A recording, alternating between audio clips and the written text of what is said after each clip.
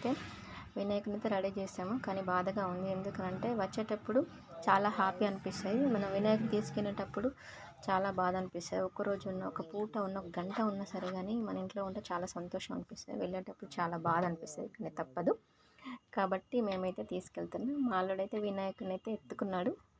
So ప్లేట్లో పెట్టుకుని అయితే తీసుకెళ్తున్నాం మేము. వెళ్ళేటప్పుడైతే మా వాళ్ళు అయితే అందరైతే, మా కోడలు లేదు ఇంకా, మెయిన్గా చెప్పాలంటే మా కోడలు ఉంటే ఇంకా చాలా హడావిడి ఉండేదన్నమాట. కానీ మా కోడలు లేదు, హాస్టల్లో ఉంది తను. పాపం ఏం చేద్దాం, వాళ్ళు పంపించలేదు. ఇక అందుకనేసి ఇక పర్లేదు అనుకున్నాం, ఇక అంతే. ఇక వినాయకుని పట్టుకుని ఇలా వెనకకి ఎందుకు వెళ్తున్నామో తెలుసా?